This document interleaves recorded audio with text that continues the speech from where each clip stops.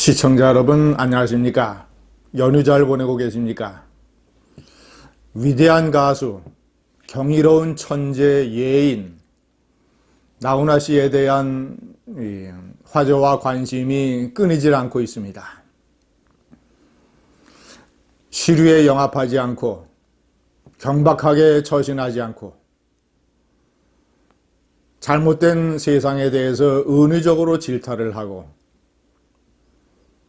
제가 어제 동영상에서 보내드린 대로 나훈아 씨하고 정반대로 활동을 하는 이 좌파 연예인들이 많기 때문에 배철수, 이은미, 김규리, 이시영, 김재동,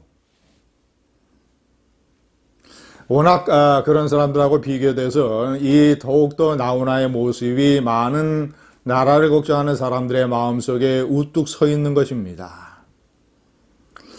제가 오늘은 나훈아 씨의 가까운 지인으로부터 제가 직접 들은, 그 지인이 나훈아 씨에게 직접 들은 놀라운 에피소드 몇 개를 말씀드리겠습니다.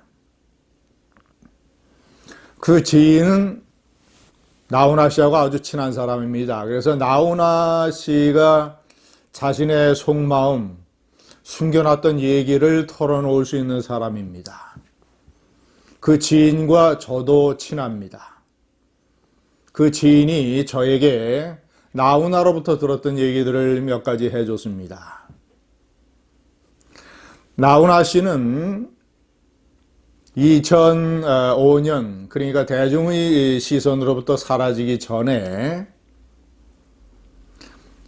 이건희 삼성 회장 측으로부터 거액의 공연료를 줄 테니 이건희 회장의 가족 행사에 와서 노래를 불러달라는 제안을 받았다고 합니다. 1942년생이니까 이건희 회장이 아마도 칠순잔치라면 2002년, 팔순잔치라면 2012년,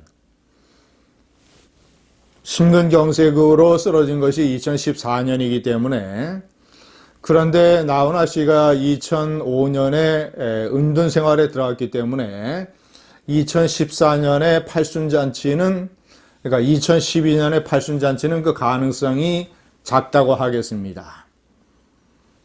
어떤 가족 행사인지는 나훈아 씨가 밝히질 않았기 때문에 아마도 2002년에 칠순잔치 정도 되지 않겠는가.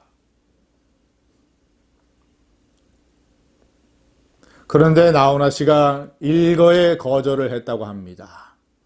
제가 옆에 적어 놓은 것이 나훈아 씨가 그때 거절을 하면서 이건희 회장 측에 얘기를 해준 내용입니다. 나는 그런 데 가서는 노래하지 않는다.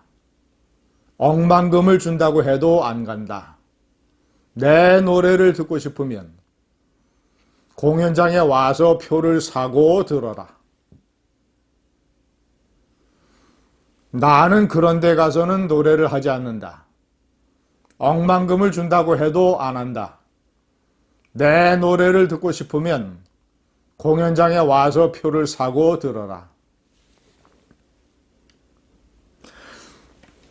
나훈아 씨는 그러면서 지인들에게 몇몇 가수들의 가벼운 처신을 못마땅하게 얘기를 했다고 합니다.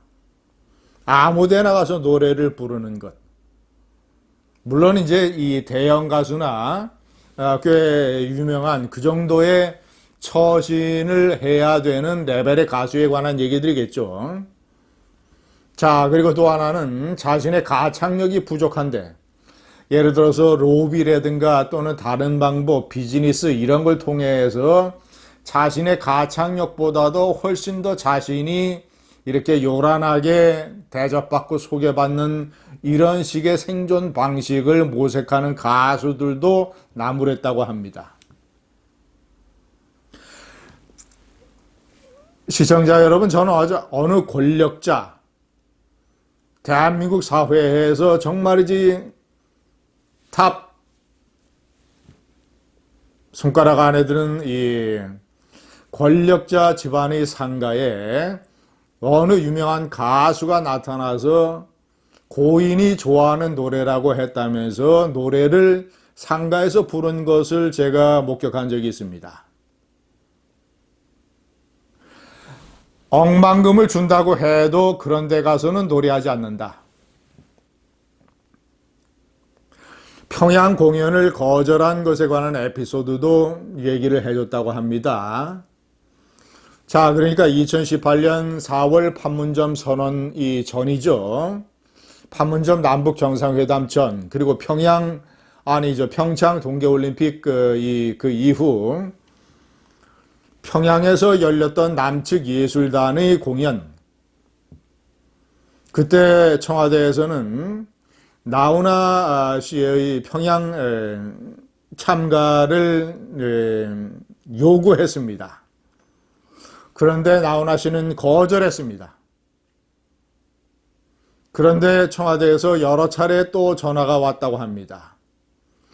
나훈아 씨는 지인에게 말하기를 아예 전화를 받지 않았다. 아예 전화를 받지 않았다. 나훈아 씨가 가지 않은 이유는 그런 어떤 평양의 체육관 이런 데에서 어떤 정치적인 목적을 가지고 이런 상황에서 열리는 공연에는 자기는 참석하지 않는다. 그런 데 가서 나는 노래를 부르지는 않는다. 여러 차례의 청와대 전화를 거절했다고 합니다. 많이 알려진 얘기지만 2005년 잠적하기 2년 전에 일본의 오사카성. 자, 오사카성이 어떤 곳입니까? 대표적인 이 오사카 교토 지역의 관광지 아닙니까? 1500년대 후반, 그러니까 임진왜란으로 이 조선을 침공하기 전에 도요토미 히데요시가 일본 전역을 통일한 이후에 그 기념으로 10만 명의 인부를 동원을 해서 축조한 거대한 오사카성. 그게 불타고 재건되고 해서 1930년대에 콘크리트로 다시 축조를 했습니다. 그 안에 오사카 홀이라는 곳이 있습니다. 오사카 홀에서 나훈아 씨는 동포들을 상대로 공연을 했죠. 마지막 곡으로 쾌지나 칭칭나네를 부르면서, 그러니까 나훈아 씨가 한 소절 한 소절 자기가 한국의 아름다움, 한국의 섬에 관해서 얘기를 하면 청중들이 쾌지나 칭칭나네로 화답을 하는 이런 노래입니다. 자, 쭉 나가다가 한국에는 섬이 많네.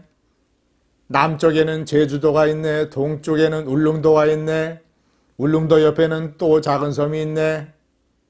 아시는가 모르겠네. 독대는 누가 뭐래도 우리 땅.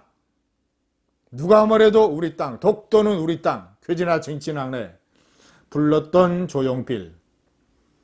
그래서 일본의 야쿠자들로부터 적지 않은 협박을 받았다고 하는 조용필. 위대한 가수, 천재적이고 경이로운, 그가 작곡한 노래만 800곡입니다. 전체 취입한 노래가 2600곡이고 천재 작곡가. 대학을 나오고 배운 게 많고 책도 많이 쓰고 학식이 뛰어나다는 유시민이가 김정은이를 계몽군주라고 얘기하는 이 혼탁한 세상에서 서라벌 예술고등학교, 학력이라고 하는 것은 서라벌 예술고등학교가 전부인 가황 나훈아 씨가 한국 사회의 한국민들에게 철학의 단비를 내려주고 있습니다. 감사합니다.